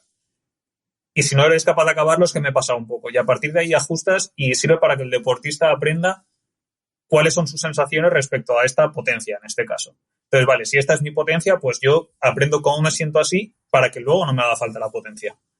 Y creo que eso, una cosa es cómo funciona esto en la ciencia, pero en la práctica, para la mayor parte de la gente, creo que es mucho más importante. Si tienes un test, repetirlo, que sea consistente, que sea siempre el mismo, porque entonces si una vez mides el MLSS, otra vez mides la potencia crítica y otra vez haces un test de FTP de 20 minutos, no sabes nada de esto qué significa.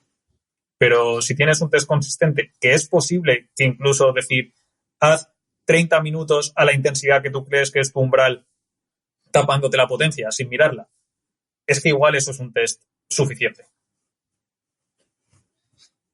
Claro, es que cuando te va a la práctica, de hecho, o sea, podemos calcular, ¿vale?, la potencia crítica, medirlo con lactato, con consumo de oxígeno, me da igual, ¿no? Pero luego todo eso lo transformamos en intervalos y hay poco escrito de decir, oye, ¿a qué porcentaje, por ejemplo, de la potencia crítica tengo que hacer los intervalos, ¿no? O tengo que hacerlos tengo que hacerlos de forma que me supongan llegar a mi 100%, o es mejor que me quede a mi 90%, tengo que depletar la W' o no tengo que depletarla, ¿no? Porque, claro, tenemos para comparar esta potencia crítica, por ejemplo, pero luego a la hora de la verdad damos un salto, ¿no? De este número, de este dato que tenemos, a cómo aplicarlo en condiciones reales, ¿no? Que además luego ya sabéis, pues que no todos los días está uno igual de alimentado y en misma temperatura, ¿no? Mismas condiciones.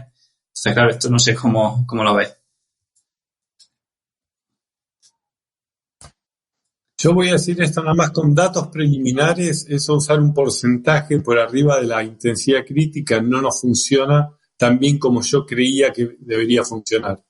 Y esto fue un argumento con Danilo y Aneta, que tengo que reconocer con mucho dolor que lo ganó, porque yo pensé que íbamos a poder homogeneizar mejor y realmente no, porque depende justamente de la capacidad anaeróbica que tengas. Entonces, 110 o 120% de la intensidad crítica no es lo mismo para 2 personas.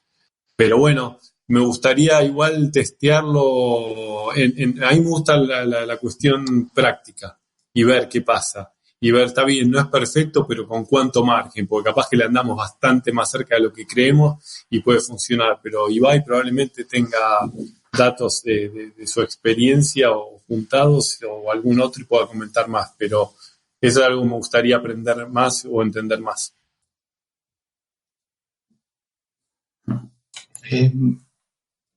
Cojo entonces el testigo.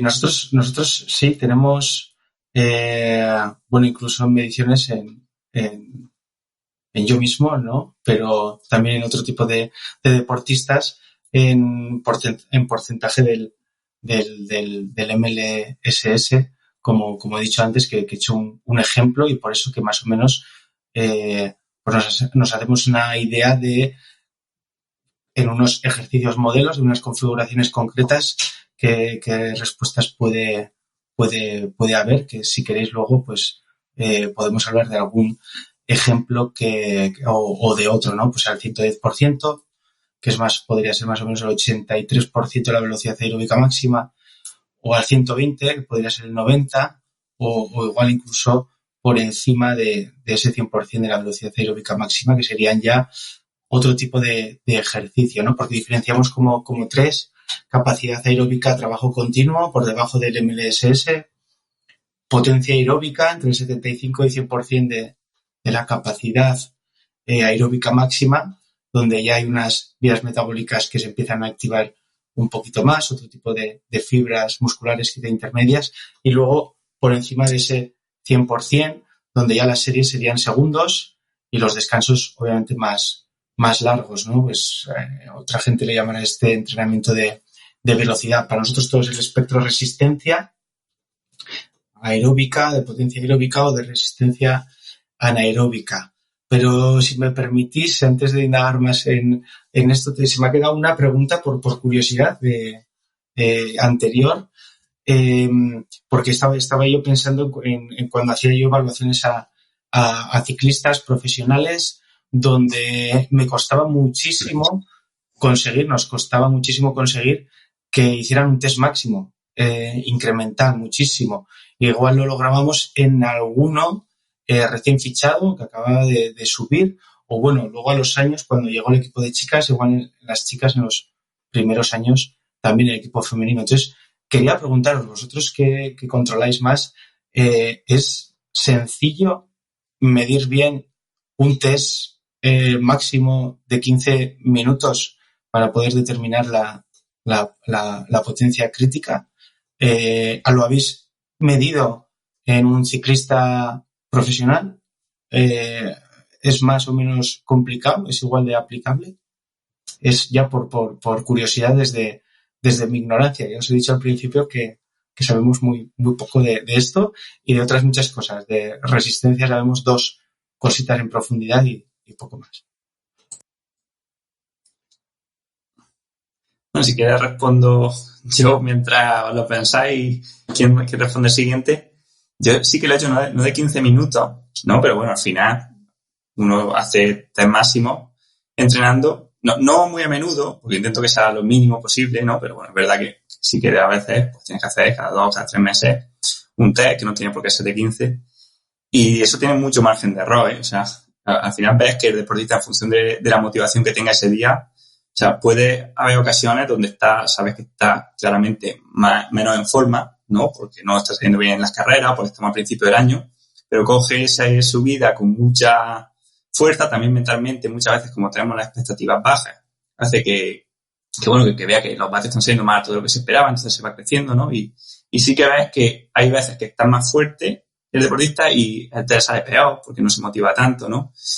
Y viceversa. Entonces, claro, sé que tiene margen de error, pero claro, también veo margen de error en medir, por ejemplo, los test de lactato, ¿no? Que en función del protocolo que utilices, de las condiciones, de los escalones, de la alimentación también te cambia, ¿no? Entonces, lo veo bastante difícil. O sea, yo te digo, personalmente, por ejemplo, lo que suelo hacer es utilizarlo como guía, no sé si lo decía antes Frederic, y luego ya ajustar cada sesión en función de los vatios que haya hecho y la percepción de esfuerzo respecto a la esperada, o la frecuencia cardíaca también que ha hecho en relación a esos vatios y esa percepción de esfuerzo. Igual añado y reformulo la pregunta, que es la misma, pero podría... Ay, perdona. ¿Sí, Héctor? No, sí, ahí voy.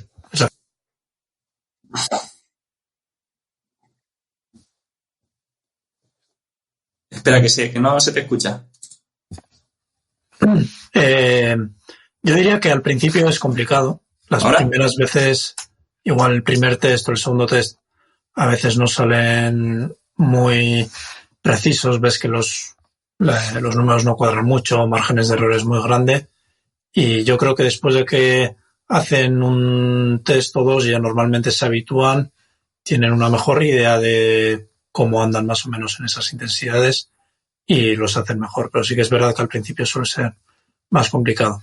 Y luego, como ha dicho Manu, al final son test que dependen de muchas cosas y de muchas variables. Entonces yo creo que con gente de alto nivel suele funcionar mejor, en vez de decirle el miércoles haces un test, decirle, bueno, en esta semana estaría bien hacer un test, ponemos estas opciones y un día que te sientas bien o que cuando hayas calentado un poco te ves que estés bien, haces el test y vemos qué tal. Y luego usarlo como guía. Al final no, si sale 375 vatios no va a ser el umbral 375 vatios y 376, no. Es más o menos usarlo como franja y para decir, bueno, sabemos que si estás por encima de 385 vatios por ahí, vas a estar seguramente en el dominio severo. Si estás por debajo de 365 o en esa zona va a ser el dominio moderado y luego ya al final basarte en la experiencia que tienes de entrenamientos concretos. Porque puedes decir, bueno, tiene un umbral de 375, pero normalmente cuando hacemos estas series de alta intensidad o de media o lo que sea, funciona así. Si responde bien o si puede hacerlas, pues se continúa así. Si se ve que no se ajusta y al final es una guía que se usa como referencia al principio, pero luego va evolucionando con cómo responden los entrenamientos, cómo se siente, cuál es la percepción y cuál es su historia haciendo ese tipo de entrenamientos.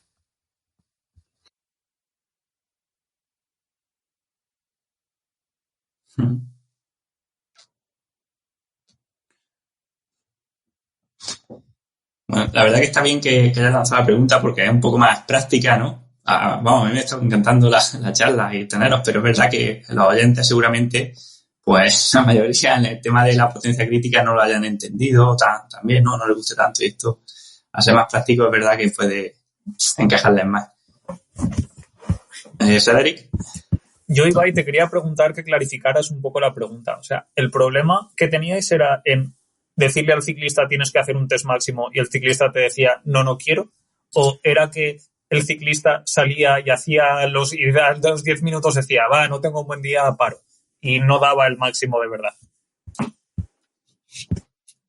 Me refería a testes incrementales donde es muy complicado según en qué momento de la temporada, aunque me atrevería yo a decir que según en quién está en el top de la UCI Pro Tour, es muy complicado hacerle un test que llegue al máximo. Me imagino, bueno, Manu ya nos lo ha explicado y me imagino que él ya sabrá de qué estoy hablando, y sí que es más sencillo a los que se están jugando un puesto en el equipo, donde tienen su primera evaluación con el equipo, pues digamos, por ejemplo, en el día de presentación, donde hacen el bike fitting y donde se les hace todas las evaluaciones de salud y biomecánicas y demás.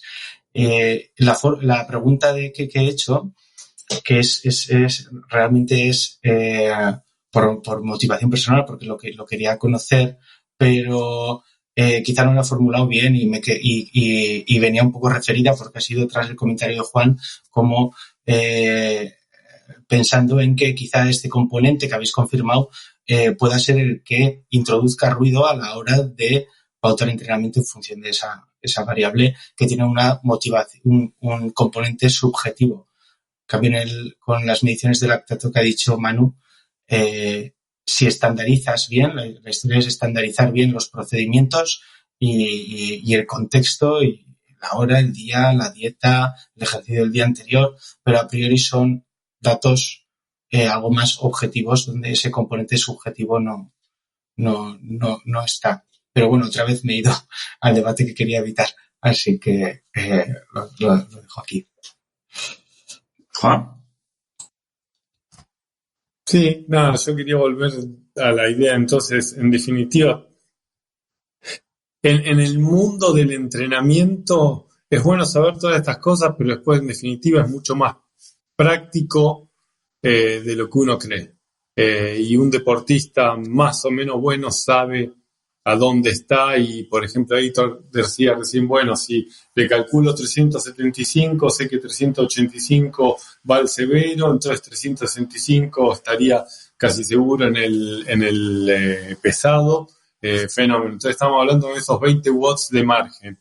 Y dice, bueno, pero lo sabe cualquiera, sin tener, no cualquiera que esté acostumbrado a hacer estas cosas, conoce esos 20, 30 watts de margen sin hacer ningún testeo, lo perciben y lo sienten. Entonces digo, no necesitamos el testeo.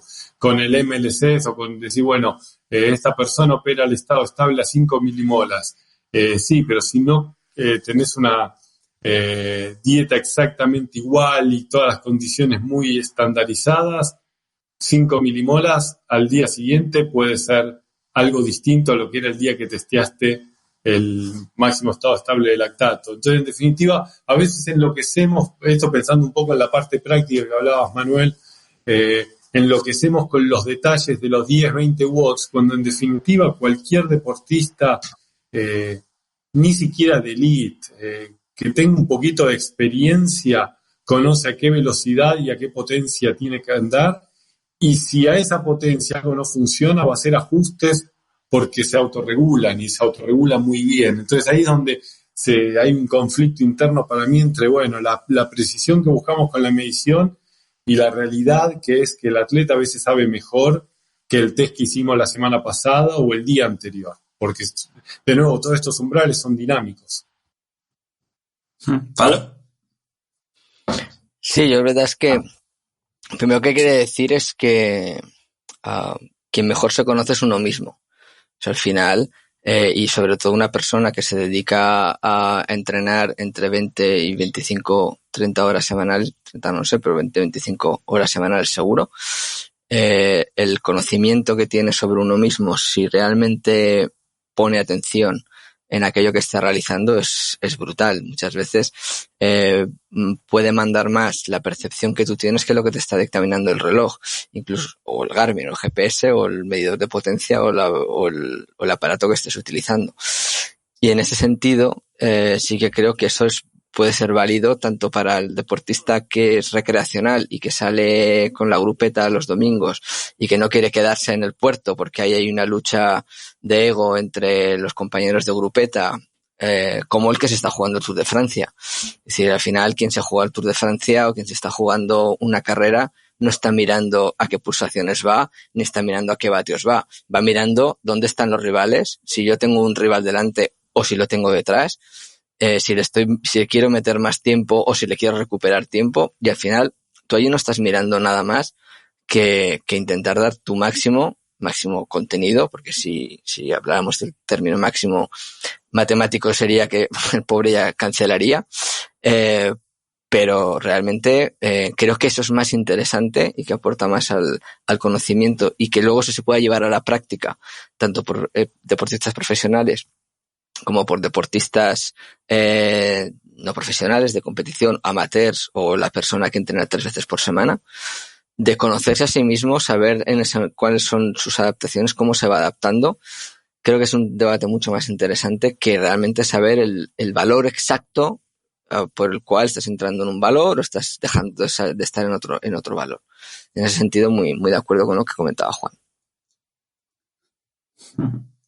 Sí, yo de lo que decía iba ahí una cosa que no sé si es que me equivoco, pero no lo veo así, es que decía que el lactato puede ser más interesante que la potencia crítica, pero al final, o sea, el lactato, por ejemplo, si uno está muy entrenado, pero está fatigado o ha tenido una dieta más baja en hidratos de carbono, al final tú puedes tener un umbral de lactato, entre comillas, más hacia la derecha, ¿no? O sea, una potencia más alta, pero eso no significa que tu rendimiento sea más alto. En cambio, cuando hacemos los test de verdad, o sea, los test de rendimiento, de potencia, ahí sí que estás viendo el rendimiento en conjunto del organismo. No importa lo que haga el lactato, ¿no? Porque al final, además, yo no sé cuántos umbrales hay en el cuerpo, ¿no? Pero ya no solo umbral de lactato, sino a lo mejor umbral de consumo de oxígeno, umbral de frecuencia respiratoria, de frecuencia cardíaca, de catecolamina, de electromiografía, ¿no? Entonces, ¿no sería más interesante o no son más interesantes los test reales con potencia, con velocidad o con tiempo que en el lactato o bueno, en el lactato o con lo que sea, ¿no?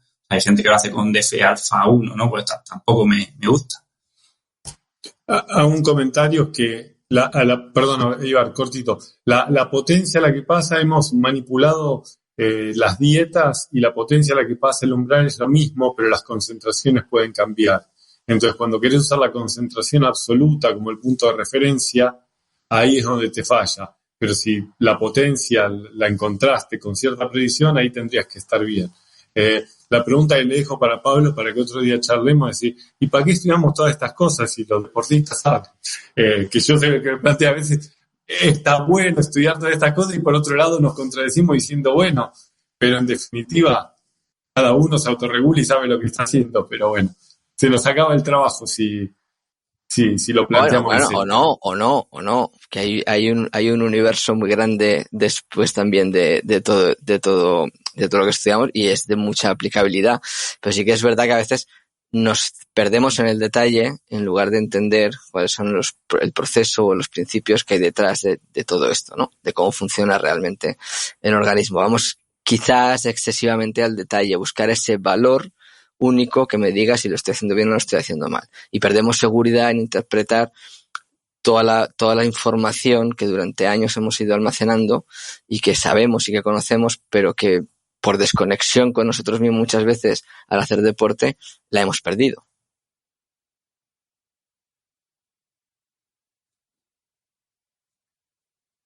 Ibai. Sí, yo quería comentar que estoy de acuerdo con todos vosotros en el sentido de que nos conocemos los mejores a unos mismos, pero quien es competidor. Y cuando los corredores dicen que van a rodar, o los ciclistas quizá, pero yo estoy más acostumbrado a corredores, ruedan por encima de su zona de rodaje. Y muchas veces entrenan por encima de lo que creen que han entrenado. Y muchas veces vas a medir el entrenamiento y está en inestabilidad. Entonces, respecto a lo del lactato, el detalle que ha comentado Juan es la clave para nosotros, que no es el valor absoluto, sino la estabilidad. Y a fin de cuentas volvemos otra vez a estar todos hablando de lo mismo. Y hoy es jueves, ayer mismo, miércoles, hablaba con un alumno que él es corredor de 800 y tenemos relación con su entrenador.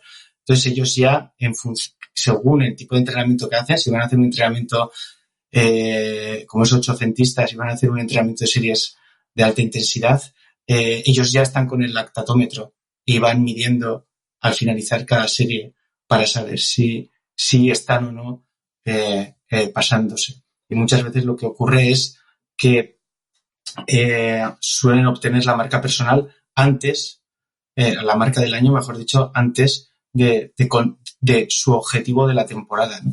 Entonces, muchas veces lo que ocurre es que cuando por alguna variable fuera de la medición del entrenamiento, como puede ser pues que ha cambiado de corredores a la hora de ir a correr o demás, y empieza a entrenar más suave, es cuando empieza a mejorar sus parámetros y su marca. ¿Pablo? Sí, bueno, yo quería introducir en ese sentido de cuando has hablado, Ibai, de inestabilidad. ¿A qué te refieres con inestabilidad? ¿Cuál es el concepto? ¿Cómo definirías esta inestabilidad? Sí, perdona. Pensaba que igual se había entendido en el sentido de que me he mencionado que llevaba un lactatómetro, ¿no? Entonces, yo estaba hablando de la medición de lactato en sangre capilar, conjunta con otras variables que puedan medir en el entrenamiento de manera práctica y en vivo, ¿no? En el momento. Pero sí, es una pregunta así que lanzo también, un poco para generar debate. Ahora vamos a hacer más debate al final. Pero, es decir, ese valor de lactato realmente que se utiliza y tal, claro, depende de, como hemos dicho, de muchos factores. Entonces, si realmente no hay 2 días iguales o no tenemos 2 días iguales, no repetimos 2 días iguales, ¿no crees que tratar de estandarizar eso es intentar llevar un control e intentar estandarizar algo que no es estandarizable? Es decir, que nosotros durante el día a día no podemos estandarizar nuestro día a día. Siempre van a surgir cosas. Entonces yo creo que es allí donde muchas veces pecamos a la hora de intentar que se repitan siempre situaciones de la misma manera cuando es imposible.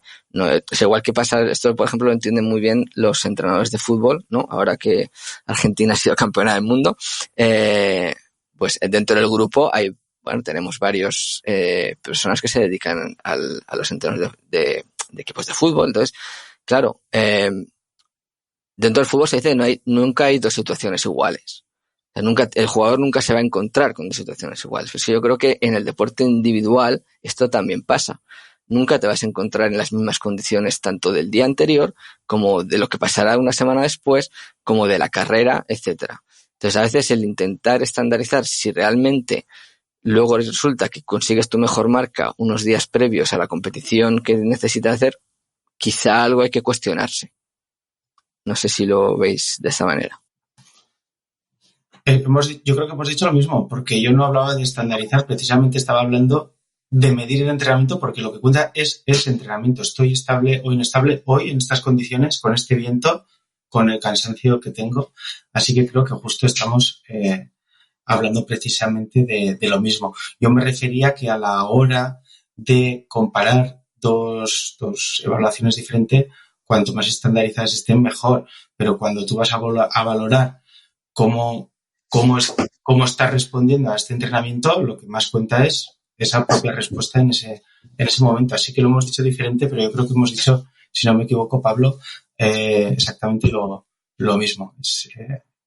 Por eso la cuestión es medir en el entrenamiento, ¿no? Sin duda. Sí, Frederic. Bueno, yo creo que esta es una parte interesante y yo creo que aquí pasa una cosa, o sea que hay una gran diferencia entre, por ejemplo, estandarizar y lo que me viene a la mente es educar, que en este caso el lactato, pero puede ser el lactato, puede ser la frecuencia cardíaca o puede ser la misma potencia en relación con la percepción del esfuerzo, que muchas veces son útiles como herramienta educativa porque, o sea, el entrenador ha prescrito un entrenamiento y dejando que el deportista se autorregule, el entrenamiento puede haber sido ve y corre fácil, ve y corre suave. Y tú sabes que más o menos si le mides el lactato a los 10 minutos de rodar suave, quieres que ruede una hora, le mides el lactato a los 10 minutos, si lo mides al final de la hora, quieres que esté parecido. Parecido es que si se ha subido de 2 a 2,6 o de 1,6 a 2,3, pues no sé hasta qué punto puedes decir estabas estable o estabas inestable. Pero si tú esperas que esté parecido y la primera medición es 1,6 y la segunda es 3,4, dices, seguramente aquí está pasando algo. Y es eso, y no es simplemente una vez, si se hace una vez no pasa nada, pero es decir, estoy yo prescribiendo como entrenador que quiero que el deportista haga un tipo de entrenamiento y le estoy diciendo que vaya suave y tal vez su percepción de suave no es la que toca o tal vez si hace eso de forma repetida o tal vez mi prescripción de suave no la estoy explicando bien o mi concepto de cómo debería ser suave con relación al lactato no es correcto, pero el asunto está en que estás observando que hay una discrepancia entre lo que tú esperabas ver en el entrenamiento y lo que estás viendo en el entrenamiento. Y entonces eso es una herramienta educativa que puede ser bien para el entrenador o bien para el deportista o para los dos. Pero yo creo que esa es la idea. Yo creo que así, yo no tengo medidor de lactato, pero tengo algún amigo que entrenando en atletismo sí que lo tiene y todo el rato me pregunta de, esto cómo, qué protocolo, qué tal, y para este tipo de cosas es para lo que queremos utilizarlo, no necesariamente para, o sea, las últimas veces ha hecho unas series de tantas, no sé, de 5 minutos, no sé qué, en la cinta y a la misma velocidad ha hecho esto. Mira, esta vez estaba estable, mientras cuando lo hicimos hace 3 semanas le subía el lactato 2 milimoles al final de hacer el mismo entrenamiento. Y dices, seguramente algo habrá cambiado. Y ¿sabemos en qué magnitud exacta? ¿Sabemos? No, pero dices, vale, seguramente nos da la sensación de que vamos por buen camino y ninguna de estas cosas nos da un conocimiento exacto, pero al final todas estas cosas son pequeñas piezas de información que nos van a dar información sobre cuál es el proceso de entrenamiento, bien sea del entrenamiento a largo plazo o dentro de la misma sesión, qué es lo que ha ocurrido, si era lo que queríamos o no, creo. Sí, Juan. Sí, yo pensando ya en que tengo que ir cerrando acá, iba a decir, Fred, esto parte de un concepto que podemos nosotros como entrenadores o gente prescribiendo ejercicio estar equivocados. Jamás concebí eso como una posibilidad. Es siempre culpa del deportista cuando las cosas no funcionan. Pero está bueno, más allá de la tontería del comentario, que sí, uno siempre tiende a olvidarse que uno es parte del proceso y decir, bueno, ¿cómo me informa a mí esto para saber si estoy donde tengo que estar y estoy haciendo las cosas bien? Estoy dando la información de la manera correcta y no es solo la obsesión a veces por el milímetro o el milimol o el watt, sino de entender, decir, bueno, estamos más o menos donde queremos estar, estoy pasando la información de manera correcta y creo que eso es importante. A veces quedamos tan obsesionados con detalles que nos olvidamos de lo importante, de lo general, y traer esto de vuelta me pareció válido, no podía dejar de decir alguna tontería al respecto. Bueno, pues sí, vamos a ir cerrando. Al final se ha ido un poco de tiempo, pero claro, ya que nos juntamos y lo difícil que es, pues había que aprovechar. Así que bueno, no sé si queréis alguno así, decir algo en modo de última intervención. Hay todos que han estado muy callados últimamente. Nada, que ha sido un placer charlar y al final es lo que llevamos diciendo ya hora y media casi, ¿no? De que cada uno nos enfocamos en ciertas áreas un poco diferentes, valoramos unas más que otras y creo que eso es normal. Al fin y al cabo no podemos todos analizarlo todo, ¿no? Y creo que es siempre interesante que nos juntemos, que veamos que pese a que tengamos diferentes enfoques y diferentes focos de atención, al final el objetivo de todos es común, todos queremos ayudar lo máximo posible a la gente que tenemos como objetivo ayudar, ya sean atletas de alto nivel, de medio nivel o gente simplemente que hace ejercicio para mejorar su salud y que al final cada uno aportamos lo que podemos y lo que creemos que es lo más correcto para ayudar con ese objetivo y que está claro que todos tenemos ese objetivo común y que esperamos que cada uno con su pequeño aporte consigamos acercarnos poquito a poco a mejorar el proceso de entrenamiento y el proceso de preparación de atletas y gente en general.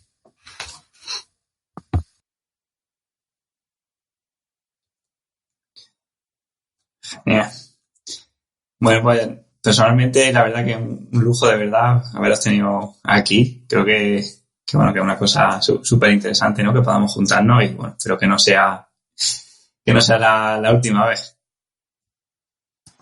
No, iba a decir eso nada más perdón que no quise poner yo el cierre a la conversación, pero sí tengo que empezar otra cosa en unos minutitos.